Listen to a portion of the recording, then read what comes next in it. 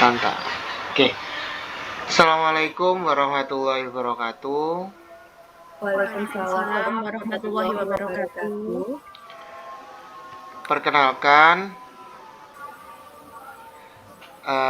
kami dari kelompok 6 akan mempresentasikan hasil dari diskusi tugas yang diberikan oleh Pak Wahyu Sakti. Nama saya Abdul Mustafa. Nama saya Anissa Rahmawati Putri. Dan saya Ika Diah Rahmawati. Jadi untuk presentasi kali ini kita akan membahas tentang Mbak Anissa untuk soal pertama. Oke,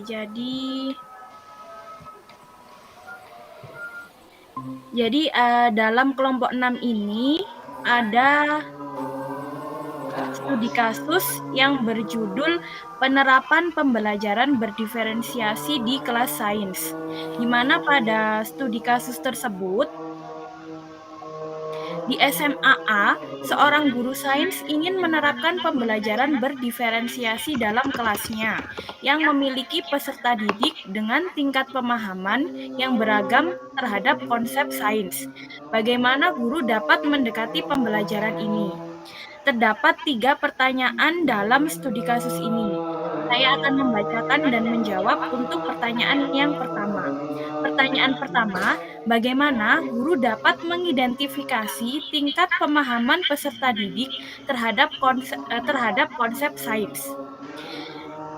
Jadi, pembelajaran berdiferensiasi ini adalah suatu pendekatan yang memungkinkan guru untuk mengakomodasi pembelajarannya dengan melihat perbedaan dalam gaya belajar, tingkat pemahaman, minat, dan kebutuhan peserta didik. Untuk dapat mengidentifikasi tingkat pemahaman peserta didik dalam konteks pembelajaran berdiferensiasi, guru dapat mengidentifikasi tingkat pemahaman peserta didik dengan menggunakan berbagai teknik. Jadi ada beberapa teknik yang bisa dilakukan oleh guru untuk nantinya guru tersebut dapat menerapkan pembelajaran berdiferensiasi. Cara yang pertama, guru dengan melakukan asesmen awal terhadap peserta didik atau biasa disebut dengan tes diagnostik kognitif awal, seperti diadakannya tes tertulis, kuis, dan wawancara. Teknik yang kedua, guru bisa melakukan observasi di awal pertemuan pembelajaran. Observasi dilakukan dalam proses pembelajaran untuk mengetahui bagaimana kondisi peserta didik saat mengikuti proses pembelajaran. Teknik yang ketiga yang bisa dilakukan oleh guru adalah guru dapat melakukan asesmen kinerja dengan mengukur kemampuan peserta didik dalam menerapkan konsep sains dalam menyelesaikan tugas atau masalah dengan cara seperti memberikan proyek, penilaian portofolio, serta penilaian kinerja yang berupa eksperimen, simulasi, atau presentasi. Teknik keempat yang bisa dilakukan oleh guru juga bisa melakukan pendekatan secara personal kepada peserta didik melalui wawancara secara langsung kepada peserta didik tersebut. Teknik yang kelima yang bisa dilakukan oleh guru mengadakan diskusi atau kolaborasi di dalam kelas untuk menilai sejauh mana peserta didik itu dapat mengerjakan tugasnya secara berkelompok, khususnya dalam pemahaman materi tentang sains tersebut. Selanjutnya, pertanyaan kedua akan dibacakan oleh Mbak Ika. Nah, kemudian mohon izin untuk share screen-nya boleh melalui Mbak Anissa. Oh ya, siap Mbak. Terima kasih.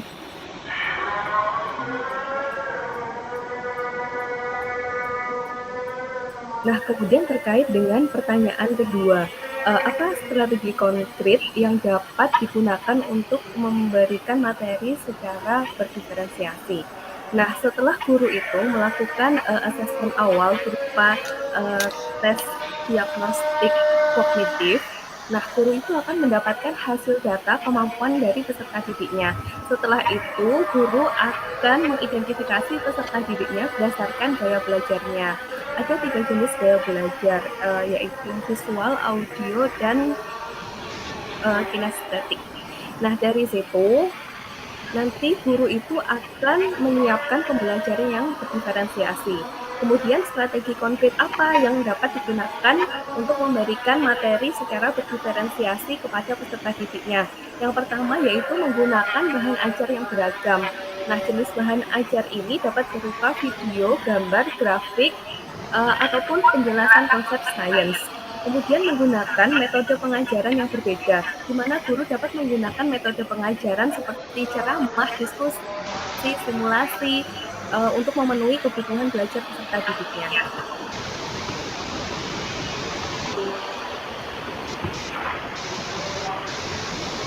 Kemudian untuk strategi yang ketiga yakni dengan menggunakan kelompok belajar, atau di sini itu juga ada yang namanya tutor sebaya, di mana guru itu dapat membagi kelompok kepada beberapa peserta didik secara homogen berdasarkan tingkat pemahaman mereka terhadap konsep sains. Kemudian guru juga memberikan tugas yang berbeda kepada setiap peserta didiknya berdasarkan gaya belajarnya. Kemudian guru juga menyiapkan modul pembelajaran dengan tingkat kompleksitas yang berbeda. Kemudian ada strategi yang terakhir yaitu dengan memberikan materi tambahan sebagai penguatan bagi peserta didik dalam mengejar materi.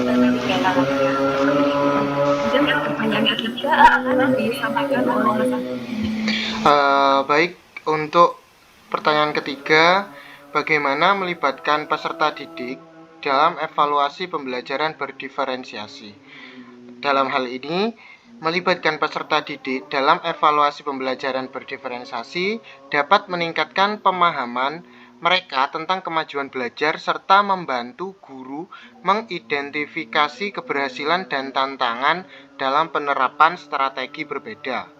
Oleh karenanya, untuk melibatkan peserta didik dalam evaluasi pembelajaran berdiferensiasi, guru dapat menggunakan teknik seperti peer assessment, self-assessment, ataupun memberikan ruang bagi peserta didik untuk memberikan umpan balik terhadap proses pembelajaran mereka.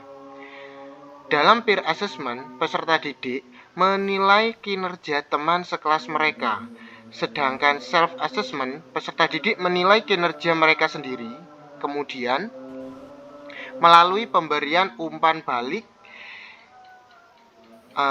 melalui pemberian umpan balik terhadap proses mereka sendiri. Kemudian pembelajaran peserta didik, guru dapat melihat sejauh mana peserta didik tersebut dapat memahami materi pembelajaran sesuai dengan capaian dan tujuan pembelajaran yang diharapkan. Dengan menggunakan teknik-teknik ini, peserta didik dapat memahami. Bentar, mohon maaf. Oke. Dapat memahami kekuatan dan kelemahan mereka dalam belajar dan meningkatkan keterampilan peserta didik secara efektif.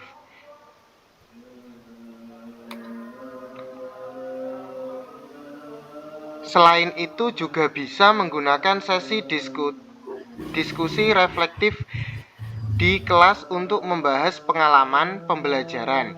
Peserta didik dapat berbagi kesulitan, pencapaian, dan strategi yang paling efektif bagi mereka. Guru juga dapat menugaskan peserta didik untuk menyusun jurnal refleksi secara rutin, di mana peserta didik dapat merefleksikan pengalaman pembelajaran, kendala yang dihadapi, dan cara-cara mereka mengatasi kesulitan, sehingga dari diskusi reflektif dan jurnal reflektif yang diberikan oleh peserta didik dapat membantu guru dalam menentukan rencana pembelajaran dalam pertemuan selanjutnya.